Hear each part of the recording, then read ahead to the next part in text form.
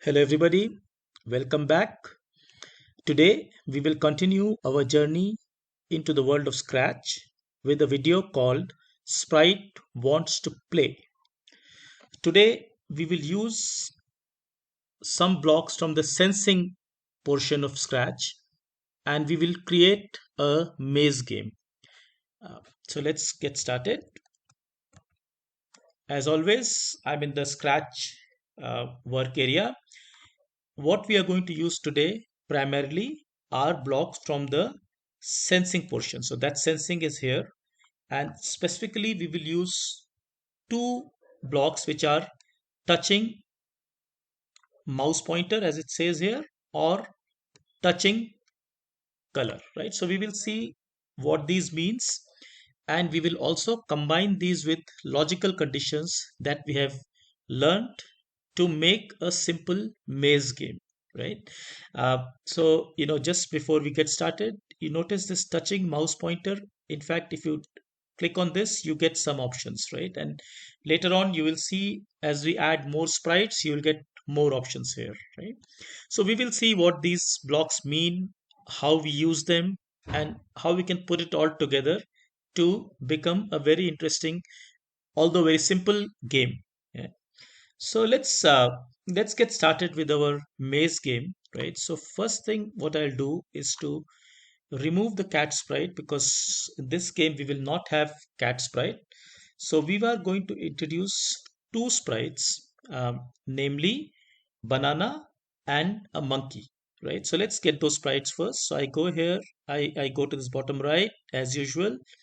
I click choose a sprite, and I choose, for my game I choose bananas, right? And I also go and choose monkey, right? So monkey is, I can search, yeah, this monkey. So in my game, the banana is the target and monkey is the hero, right? So the entire game is going to be based on monkey trying to reach the banana through a maze, right? So that's the game. Now let's, before getting started, before going further, let us resize, the monkey and the banana. So I'll make monkey 25% of what it was, so it becomes a little small, and I also place it somewhere in the corner, and I take the banana and I move it here and also make it smaller. Notice I'm changing the banana here. So I make it about 40% of what it was, right? So I've got a monkey in one corner and a banana in the other corner. Now, the exact location of monkey and banana, we will fix later on. But for now, it's okay to just place them in two corners, probably here and here. In your game, when you build your own game, you can choose different starting positions. Probably monkey could be put in the center, banana could be put here. That's up to you, no problem. But all I'm trying to do is to put the monkey and the banana at their initial positions, wherever they should go first, right? Now, next, I'm going to, as I told you, we are building a maze game. So I'm going to paint a maze backdrop, right? So as you know, all this while we get a backdrop by saying, I choose a backdrop. I say choose a backdrop. I can get whatever backdrop I want. However, for this game today, we are going to paint our backdrop. And how do I do that, right? So I go here, instead of saying choose a backdrop, I can say paint a backdrop, right? So I go to the, let me just show you again, right? So let's just close this thing, go to stage. Usually we do choose a backdrop. I can now do paint a backdrop, right? And I can, I've got three backdrops here. I can remove all of them. I'm going to need only one. So one backdrop, and I'm going to paint it, right? Now, for those of you who are curious, can I do painting on an already existing backdrop? The answer is yes. And I can quickly show you that as well. Let's say I say choose a backdrop, and I go and choose, uh, let's say Arctic, right? Now, even when Arctic comes in, remember, convert to vector, and you can in fact draw stuff on top of this. As you can see, if I draw it, there's a line seen here, right? So whatever I want, I can still do on top of Arctic. But for the game today, we are going to start with a blank slate white backdrop, and we are going to paint this to what we need, right? Now, I'm going to do this in two steps, right? First thing, I want to make the entire backdrop appear, let's say, some color, right? It's not necessary. I can leave it white as well. But let's say I want to give it some color. And in this case, I want to give it the color of, let's say, a little, this kind of greenish, blue, little light color like a background. And what I do is to create a rectangle, right? Now let's say I make a rectangle here, right? And it comes there. Maybe I need to make it a little bit bigger so I can drag it over the entire stage. Just adjust this a little bit so that it covers the stage, right? And I also make the outline go to 0. So outline size, I just make it go to 0. So there's no outline. And now I have got a green color, uh, greenish color background, right? It just looks good. This is not necessary to our game, right? But I just wanted to show you how you can do this, right? Now I'm going to add some walls to this, right? So walls are the key part for, for this game. And how I add those walls is by choosing a line, right? So I choose a line, and I also make the thickness rather large, right? So instead of 1, I make it, let's say, something like 15, so that the game is easily visible. And now I choose, so outline color is black right now. So I just make some walls. It's not, you can choose to make them more fancy. I'll keep it somewhat simple here. And you notice that as I choose this and I paint on the backdrop, you are getting all the stuff you're drawing here is already showing up on your screen there, right? On the stage, on the playground. Let's say I do this, and I can basically, create maybe something like this, right? Maybe say this here. I can move this a little bit. So this is the exact shape of this is not particularly important. The point is to be able to draw a maze backdrop, right? And let's say draw one line here, right? So now you can see that in my screen, I have got something like a maze on which my monkey can move around, and we can fine tune this a little bit. Maybe this line looks a little bit too much to the right. So oh, sorry, I have to do it here. I can move this a little bit here. Again, this line also, I can move it a bit to this side. Maybe again this also I can move it. So this is a little bit of fine tuning you could do so that your maze looks beautiful, right? Now I'm intentionally not making it so difficult that it's impossible to play. I think this is a little bit off, no, not fully straight. So I'll just make it a little bit straight here. So it looks better, right? Now, again, the exact shape of this is not important so long as you learn how to draw your own maze, right? So once you know how to draw, you can make it as complicated as you want. You can make it as creative as you want it to be, and so on. And depending on the nature of the game you are building, right? Now, one more thing is that I could choose some other color for my backdrop line, right? Here I've chosen what looks like black color. You could, of course, choose any other color, right? So let's stick with black for now because it makes it very clear, right? So with this done, I have created a maze where you can see I've got monkey and banana. Now the target of this game is that monkey should navigate through this maze and it should go and reach to the banana. So a very simple game. Uh, like I said, you can make it more and more creative, but let's build the simple game first. Right? So I go back to the code, right? And I create. So I look at. So maybe I'll move this here. So monkey is on the left side. Doesn't matter, just for my convenience, right? So what I'll do now is monkey is my hero, right? And I notice that monkey has three costumes. Remember, costumes are the different looks that a sprite can take, right? We learned this earlier. So if I look at monkey, monkey has three costumes which kind of look similar to each other, right? So uh, what I will do is that I will, for purpose of my game, I am going to modify these costumes a little bit so that I can differentiate them quite easily in my game, right? So what I really want is that when my monkey wins, it takes a monkey costume B, and to make it appear that it is 1, I'll, choose the color to something, let's say green color, right? And I fill up monkey with a little bit of green here, right? So again, this is not mandatory. Clearly, you can choose what you want to do with your monkey. But in my case, I want monkey after winning to appear green, right? There are other games in which people make more fancy things. Maybe monkey could celebrate or anything, right? But the point is to give it a new costume that it takes on after it wins. And similarly, I have a monkey C costume where I want it to take up when it loses. So I make it sort of like red faced, right? So monkey becomes red face after losing. So I just make it all red everywhere, right? Let's say in his hands and legs, and maybe monkey's feeling a little bit shy or something, right? So yeah, let's just do this, right? So it's very clear now. If I look at these costumes, this is the normal monkey, sort of, which will play. This is monkey B, which it will take once it wins. This is monkey C, which the costume it will take up if it loses, right? So I've done this background preparation. We will see how we can use this, right? But before going forward, let us see how we can make monkey move, right?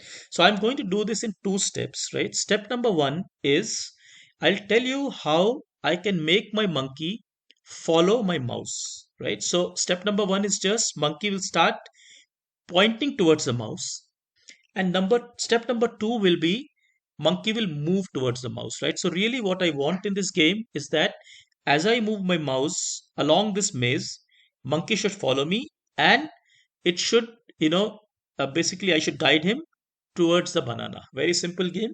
So I'm going to do this in two steps, right? So step number one is, let me write a little bit of code here so it becomes clear. So remember, I'm coding for the monkey. I say when flag clicked, right?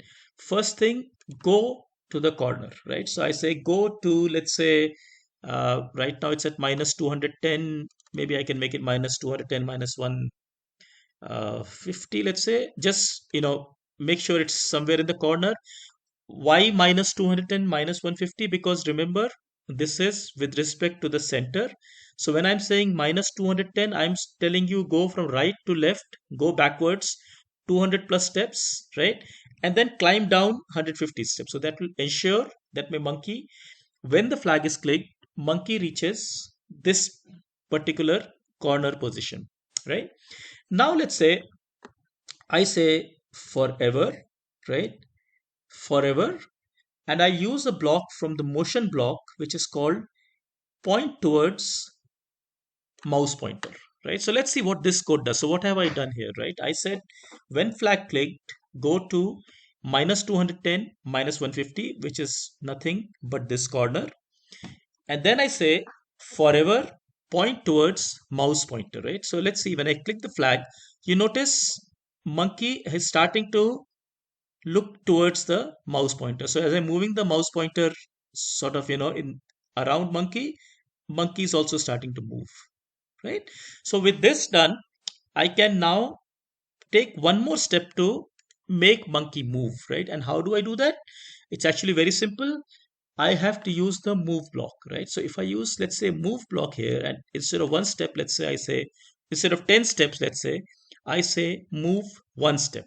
Now let's see what happens. It's very interesting. So I say, click this, and monkey now starts to move towards the mouse pointer, right? So you notice as my mouse pointer is going somewhere, my monkey is sort of turning in that direction and moving towards the mouse pointer, right? So I, you know now right now there's no other condition coded up, so monkey is even going on the walls, nothing is happening. Slowly we will build this up, but for now you notice that monkey is following the mouse pointer, right? It, wherever I'm sending the mouse pointer, monkey is moving in that direction, and monkey, as you know, is obedient. It's not going to get tired, right? It's going to keep doing this forever and ever again, right?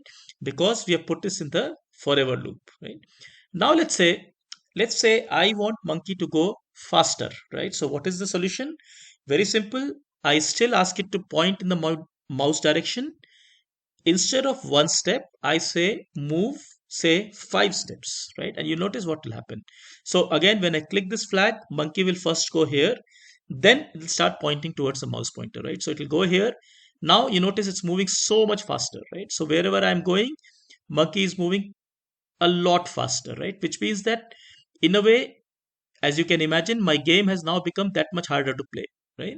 Now if I were to make, let's say, even faster, maybe I can make it, let's say, 10 steps, the game will be almost impossible to play because it's moving so fast that I have to now track it very, very, very carefully, right? So the point is that by using, usually we leave it at 1, especially in the beginning, right? So with this, so monkey can now move towards the mouse pointer one step at a time, right? So if I bring it back, it turns around and comes back, right?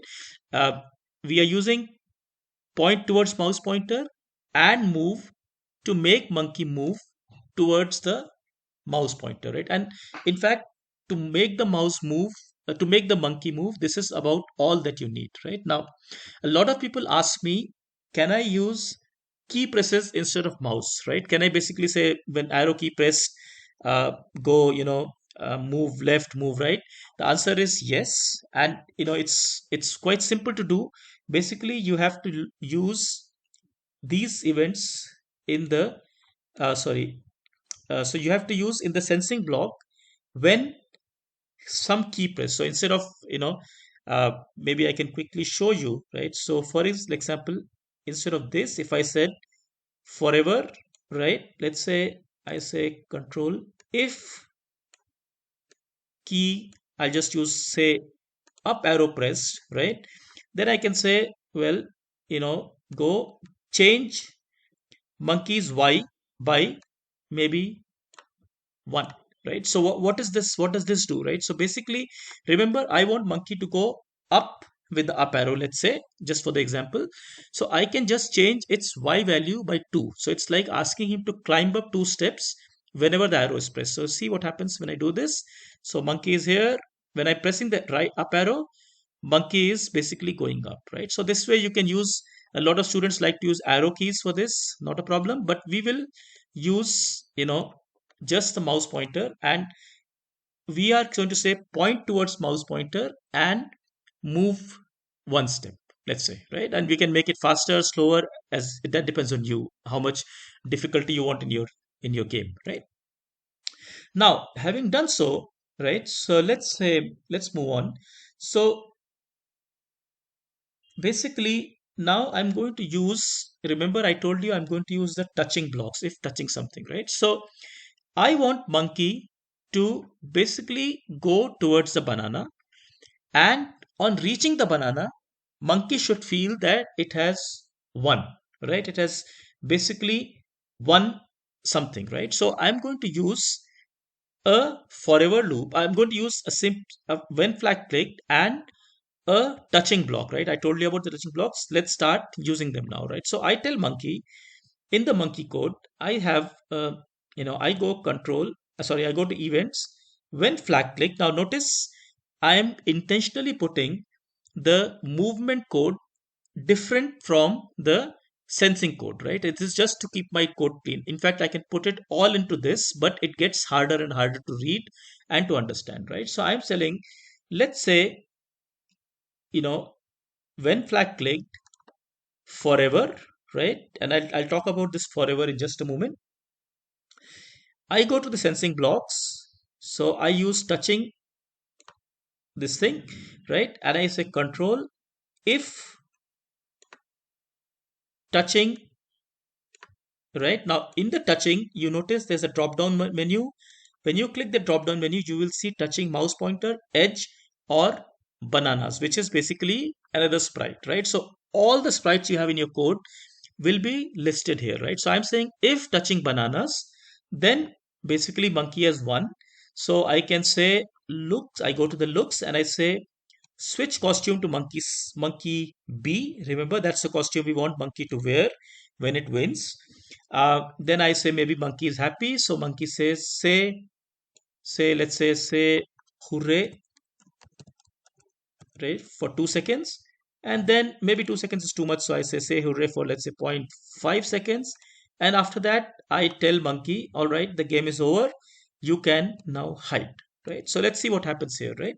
Uh, in this, let's look at the code first, right? So what did we do? We said when flag clicked, forever if touching bananas, right? Now, previously we have looked at if then else, and I told you it's like a T junction, right? So basically, you come to that point and you decide, are you going to go left or are you going to go right, right? Now, it turns out that this if then is a younger brother of the T junction, which is basically just like a gate, right? So when it comes to this point, monkey checks, is it touching bananas?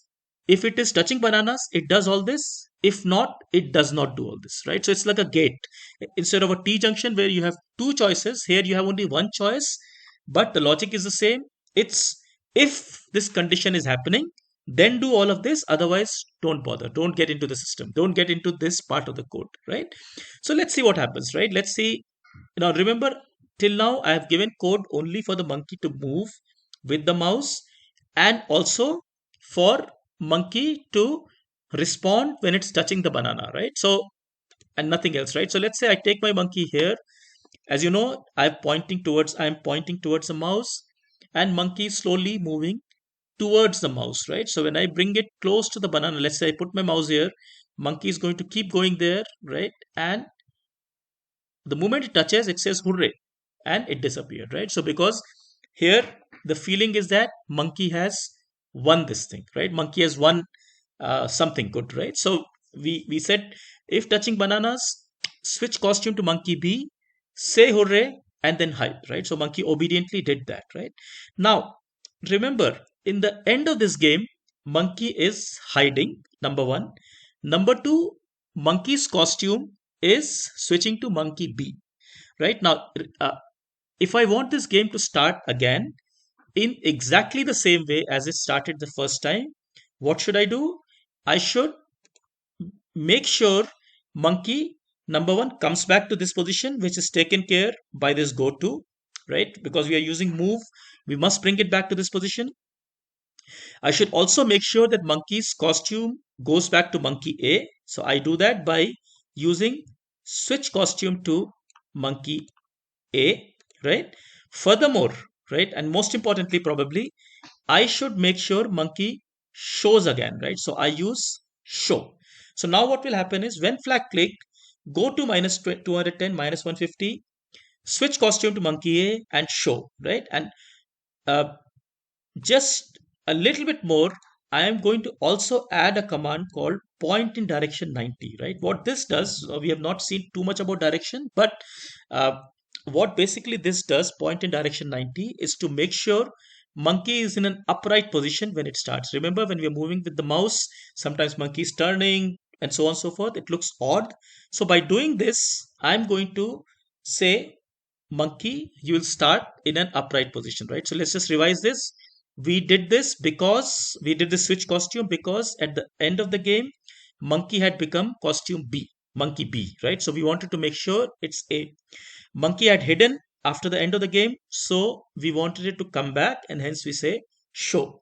Monkey might have turned in the game, so I said point in direction 90 just to make sure that monkey is upright when it starts. So if I did this, notice it's hard to see because it just happens so fast, right? But monkey came back in costume A, right? Now, another good thing to do in a game is to give your user some time to sort of get ready for the game. So I can add a small wait here, right? And if you did this, see what happens. You notice monkey is upright now. After 1 second, it starts forever pointing in mouse direction, mouse pointer direction, and starts to move, right? Now when it reaches the banana, for example, right now my code is very simple. It's able to touch these uh, maze walls, cross them because I've not told them to do so. Once it gets here, it says hooray and it disappears, right? Because it has won. Yeah. Now let's move forward, right? I have mentioned in my game that if monkey touches the maze, then the monkey is not following the rules. And let's say we make a rule that if monkey touches the maze, the game gets over, right? And how do I make sure of that? uh, what I can do is I can use the same concept here, right? And create a separate forever loop, right? Now really speaking, really speaking, you could put this underneath this forever as well, right? But to keep things clean, to keep things manageable, I prefer to create a separate forever loop, right? So I say when flag clicked, so sorry, I say when flag clicked, go to control, go to forever, right? And I just duplicate this part of the code. Okay, maybe I'll not do that because I'm going to use a different block. So I say if, right? If, and this time I use touching color, right? Remember this touching is also like a diamond. So it goes inside nicely in a diamond shape. If touching color, and what color do I want to say, right? Now I'll be quite tempted to say that if touching color black, because my walls are black in color, right? So I can say if touching color black, I make it black by, let's say, doing this, right? Please stop the game, right? Please make monkey disappear. It's as though monkey lost, right? However, a point of caution here and a trick, right? What looks similar to your eye is not necessarily the same color, right? Remember, what looks black to us, right, is it could be even this might look black to us, right? So we have to be a little bit careful, and we have to ensure that we are putting the exact same color that we want to code here, right? So if you're telling if touching color whatever, put the exact same color, right? And Scratch gives you a very simple way of doing so. Please use this dropper tool, right? It's called the dropper tool. So right here, if I click this, right now, once I click this, I can go onto my stage with this kind of a lens, and I can choose whatever color I want, right? So notice when I'm here, lens is showing like a bluish thing.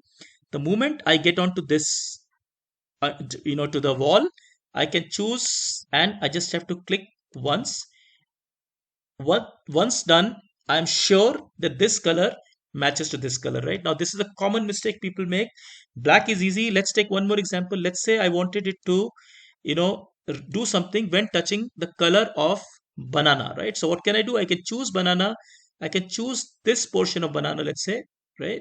Let's say this portion of banana.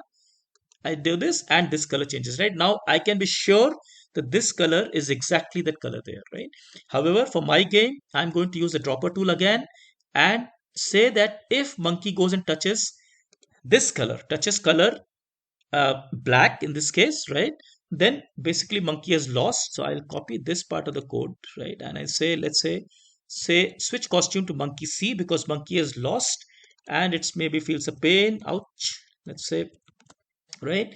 And it also hides, right? So let's see what happens now. Yeah.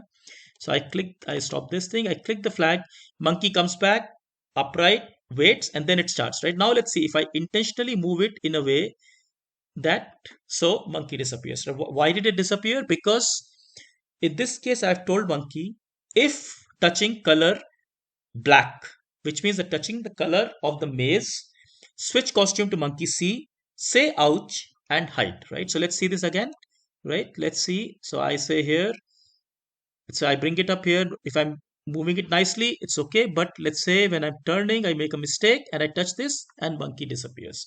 It's like equivalent of saying that monkey has lost the game, right? Now, before moving forward, I want to tell you something very, very important. Okay, please take note of this. It's a common mistake people make, right? Let's say in either of these codes, whether touching banana or touching black color. Let's say in either of these, I forgot this forever, right? Let's say I did a code which looked like this. Okay, so it looks very simple. When flag click, if touching color black, switch costume to monkey C, say ouch and hide, right? But you notice this code will not work. Let's see it first. When I did this, right? See now I'll be able to take my monkey over the black color and nothing happens, right? Even though I'm crossing this black line. The reason is, remember, monkey doesn't think. Monkey doesn't understand any rules.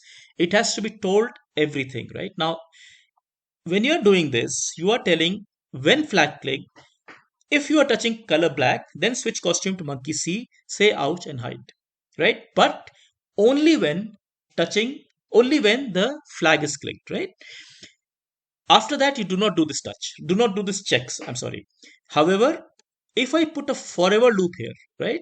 Oops, sorry, right?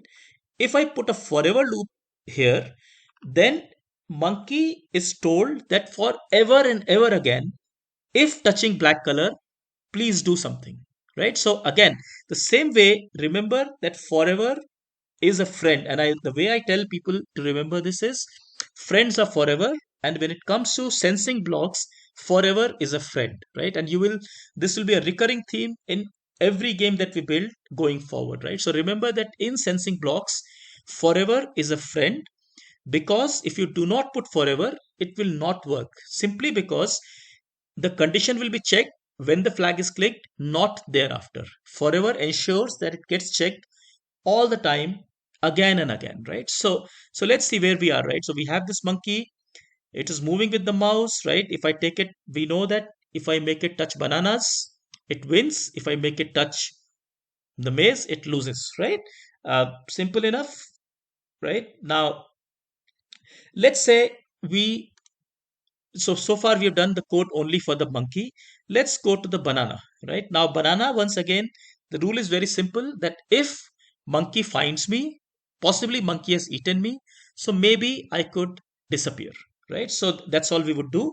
So we will say when flag clicked in the events, and now notice I am coding this up for the banana, right? So I say when flag clicked, I'll say, let's say, okay, maybe I'll do this later, right? So I will say in control blocks, I'll say if sensing touching, this time notice when I do a, so I do not use touching color, but I use touching another sprite, right? And how do I get that? I click this touching mouse pointer, drag it in here, and then I say I sort of do a drop down here, and the options to me, one of the options is monkey, because it knows that monkey is a sprite, right? So if touching monkey, I'll say maybe I can just hide, right? Simple game, so I'll just say it's hides. This code will not work because I am missing a very important block called forever, right? Remember, if I wrote the code like this, the code will check for touching monkey only when the flag is clicked, not after that, right? I want it to be touched, to be checked ever and ever again, right? So simple, I go and control and I say forever if touching monkey, hide, right? Now notice in this case, I am asking banana to hide when banana is touching monkey, and I'm asking monkey to hide when it is touching banana, right? So just to be sure that this thing works correctly all the time, it's safe to just put a small weight for the monkey, right? I'm sorry, for the banana, right? So what this will do is that it will make sure that both do not disappear together, right? So notice now when I'm starting this game,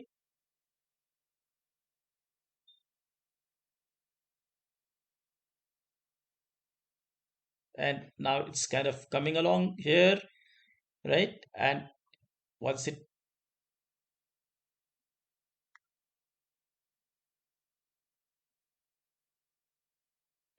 so the mouse is nicely guiding the monkey, monkey follows the mouse, keeps on following, keeps on following. Now this is a little difficult, so I'll choose this path here, a little bit longer, but that's okay, right? I'll go around carefully, right? And I'll make sure my monkey, now straight path here, I just put my mouse here, monkey will reach mouse the mouse which is hence the banana, right? So monkey says hooray and banana disappears, right? So with this, we have got a basic maze game in place, right? Now we could add a little bit more fun to it, right? And what we could do is, let's say we added background music, right? So how do I add background music? Remember, I go into the background section and I put a separate forever loop, right? So I say control, say events when flag clicked, right? I can say look forever, right? Go forever, and I have to choose a music. So I say sounds. Pop is too small, so I'll go and choose a sound. Maybe I'll choose a sound. I think I'll go to loops and say, let's say I can choose anything actually, but let's say I take drive around, right? This sound. And so I go to my code and say, go to sound, sorry, not here, go to the code sound, play sound, drive around until done, right? So what this will do is that it will keep on playing this sound, and it feels nice, right? So the game becomes more lively, right? However, right, if I did this, right, I want this sound to stop once the game has got over, right? So how can I do so? It's quite simple, right? There is this stop all sounds, but some reason it doesn't work very reliably. So I just use a different method. I go to control and I say there's something called stop all, right? So remember, the game stops if monkey touches the wall, or monkey touches the banana, or banana touches the monkey, right? One of the three conditions, right? So I can be very uh, you know over covering here. I just put a stop all. Stop all means it will stop everything that's running, right? So let's say I put stop all in all these three. Now you notice what will happen. So the game starts with the music. Let's say I reach this portion, music stops because the game is over, right? Now it may be quite interesting for you to add a little bit of music to say, to tell monkey has won, for example, right? So what I could do is, maybe I can add, let's say here, I can add, for example, a sound. I can go to, I don't need this, say this chomp sound is what the sound. Yeah, so perhaps when monkey touches the banana, I can add a sound called chomp, right? And generally, when I do it for a specific sprite, it's a good idea to put it on that sprite, right? So here I go to sound and I say, let's say, start sound chomp, right? Now, start sound is a little brother of play sound. It will play a little bit of the sound and then keep going, right? We will talk more about this in a future lesson. Um, Here, let's say I can add, this is like a monkey losing, so I can go and add a sound perhaps for monkey. Remember, sound is per sprite, right? So I can add perhaps one of the effects, let's say, right? Maybe it's monkey loses, so perhaps maybe let's say I use this sound called coin, right? It's a small sound. So when I did this, so when monkey touches this, again I go and say, remember all this for the monkey, right? So it starts sound, and with this, what will happen? You notice there's a background music, right? And that small sound came, right? So it makes it a little bit more lively, a little bit more interesting, and it's fun to play, right? So with this, we are done. Let's just quickly recap what we did. We started from a blank slate, right? We created two sprites, right? Which is namely monkey and banana. In case of monkey, I gave it some costumes. In case of banana, I basically, did not do anything, but I resized it and I placed it somewhere in the corner here, right? On the backdrop, I went and drew this backdrop, right? Which is like a maze. And then when it came to the code, right? So I went to the monkey code and I gave it code to move with the mouse, right? Point in direction of the mouse and move. And then I just gave it code. What happens if it touches the banana? That's the winning condition. It wins there. What happens if it touches the wall, right? And I use touching color for the wall, touching another sprite for the touching the sprite, right? And for the monkey, I'm sorry, for the banana, I gave it a code that if monkey touches it, it must hide, right? But I've forgotten something very important. I'll fix it now. Since I'm hiding the monkey, remember, I should also have a show here, right? So when the game starts, both will show. Later on, we added some music and stuff, right? So it becomes more lively. Here, my monkey loses, right? All right. So with this, I hope you enjoyed this video. Take care. Bye bye. Thank you.